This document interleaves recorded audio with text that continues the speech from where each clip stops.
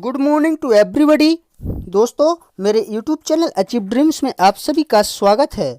आज मैं लेके आया हूँ आपके लिए आधुनिक भारत के कुछ महत्वपूर्ण प्रश्न जो आपके एग्जाम के लिए बहुत ही फायदेमंद होंगे। एसएससी से रिलेटेड क्वेश्चंस बहुत ही महत्वपूर्ण हैं। तो ठीक है दोस्तों, आज का पहला क्वेश्चन हम स्टार्ट करते हैं। इससे पहले मेरे YouTube चैनल को आप लाइक करें, शेयर करें एवं सब्सक्राइब करें और बेल आइकन का बटन दबाना ना भूलें। ठीक है दोस्तों, तो पहला क्वेश्चन स्टार्ट करते हैं।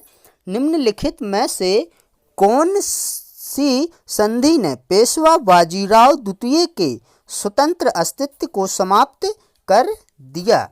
तो इसका राइट आंसर है दोस्तों बेसन की संधि। बेसन की संधि, तो इसको डिटेल में डिस्कस करके देखते हैं। तो बेसन की संधि 31 दिसंबर 1802, यहाँ पे 18 से 2 लिखा है, तो यहाँ पे दोस्तों 1802 दिया गया है। ठीक है दोस्तों, तो यहाँ पे 1802 ईस्वी पेशवा बाजीराव द्वितीय के स्वतंत्र अस्तित्व के लिए अत्यंत महत्वपूर्ण तथा मराठों के लिए अपमानजनक थी। क्वेश्चन नंबर 2 देखते हैं दोस्तों। क्वेश्चन नंबर 2, लाल किले में मुगल अस्तित्व किस के पतन के साथ समाप्त हुआ? दोस्तों यहाँ भी एक मिस्टेक है, मोबाइल लिख गया है यहाँ पे, तो यहाँ पे मुगल होगा। इस पीडीएफ में थोड़ा कंप्यूटर महोदय ने गलत कर दिया है, तो यहाँ पे मोबाइल की जगह मुगल है। मुगल अस्तित्व किस के पतन के साथ समाप्त हुआ? तो इसका राइट आंसर है दोस्तों बहादुर शाह जफर। इसको डिटेल में डिस्कस करके देखते हैं। तो लाल किले में मुगल अस्तित्व बहादुर शाह जफर के साथ समाप्त हो गया था और 1857 ईस्वी की क्रांति के दौरान उसे पकड़कर रंगून म्यांमार जेल में बंद कर दिया था। ठीक है दोस्तों, तो इसका ये डिटेल में क्वेश्चन है आंसर। तो क्वेश्चन नंबर 3 देखते हैं दोस्तों। रणजीत सिंह की राजनीतिक राजधानी लाहौर थी। किस नगर को उसकी धार्मिक राजधानी कहा जाता था? तो उसका राइट आंसर है दोस्तों अमृतसर। और इसको डिटेल में देखते हैं। तो 1805 ईस्वी में रणजीत सिंह ने अमृतसर को भंगी मिसल से छीन लिया। ये जगह का नाम है दोस्तों भंगी मिसल। ठीक है दोस्तों, यहाँ भंगी मिसल ये जगह का नाम है। ठीक है दोस्तों, छीन लिया। और 1799 ईस्वी में रणजीत सिंह ने लाहौर पर अधिकार कर लिया। 1799 ईस्वी में रणजीत सिंह ने लाहौर पर अधिकार कर लिया। इस तरह पंजाब की राजनीतिक राजधानी लाहौर एवं धार्मिक राजधानी अमृतसर दोनों उसके अधीन हो गई। किसके अधीन हो गई? राजा रणजीत सिंह के अधीन हो गई। यह है राजा रणजीत सिंह। ठीक है दोस्तों, तो इसका अब क्वेश्चन नंबर 4, पानीपत में मराठी पराजित हुए क्योंकि उनके पास मराठी शक्ति में अफगानों के बराबर नहीं थे। मराठों की शक्ति अफगानिस्तान के जो लोग थे उनकी शक्ति इनके बराबर नहीं थी। इसको डिटेल में डिस्कस करके देखते हैं। तो बाजीराव के समय में ही पानीपत का तृतीय युद्ध 14 फरवरी 1761 ईस्वी में हुआ। ठीक है दोस्तों, बाजीराव के समय में पानीपत का तृतीय युद्ध 14 फरवरी 1761 ईस्वी में हुआ। ठीक है दोस्तों, जिसमें मराठों की हार हुई थी। इस हार को नहीं सह सके और पाने के कारण बालाजी की मृत्यु 1761 ईस्वी में हो गई। पानीपत के मराठे पराजित हुए क्योंकि मराठे शक्ति में अफगानों के बराबर नहीं थे। अब क्वेश्चन नंबर 5 देखते हैं। किस गवर्नर जनरल ने रोपड़ में रणजीत सिंह का बड़े सम्मान के साथ स्वागत किया था? तो इसका राइट आंसर है दोस्तों विलियम बेंटिक। इसको डिटेल में देखते हैं तो लॉर्ड विलियम बेंटिक 1828 से 1835 ने रोपड़ महाराजा रणजीत सिंह का बड़े सम्मान के साथ स्वागत किया था। बेंटिक 1828 विश्व में बंगाल का गवर्नर जनरल बनकर आया था। बेंटिक है ना जो 1828 में विश्व में 1828 के विश्व में गवर्नर जनरल बनकर आया था। ठीक है दोस्तों, ये बेंटिक आया था। ठीक है, तो क्वेश्चन नंबर 6 देखते हैं। नाना साहब के नाम से कौन प्रसिद्ध था? तो नाना साहब के नाम से बालाजी बाजीराव प्रसिद्ध थे।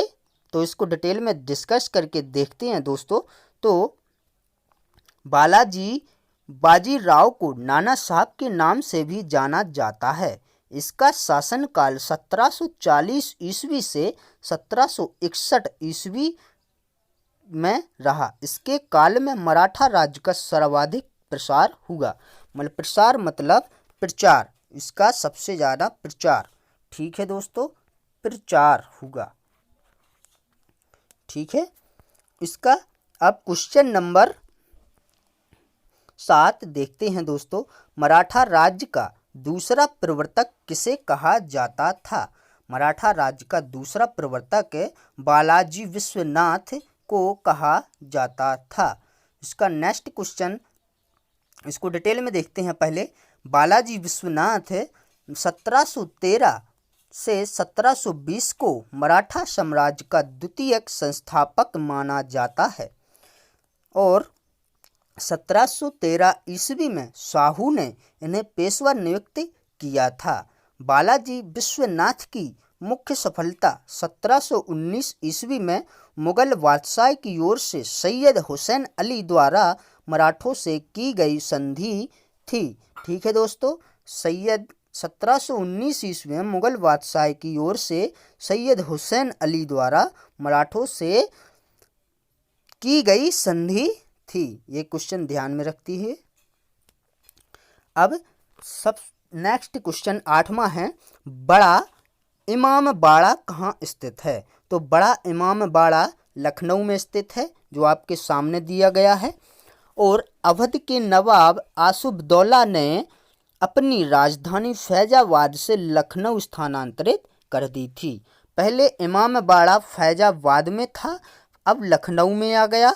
फिर आसुफदौला नए 1784 ईस्वी में मुहर्रम बनाने के लिए लखनऊ में इमाम बाड़ा का निर्माण कराया।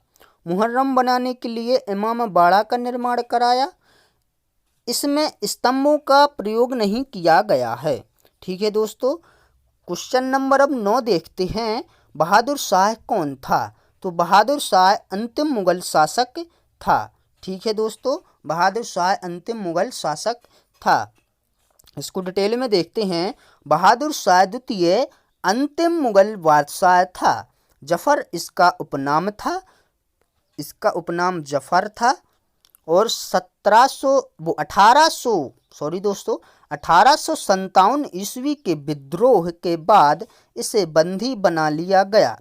बहादुर शाह जफर को निर्वासित कर रंगून भेज दिया गया, जहां 1862 ईस्वी में उसकी मृत्यु हो गई।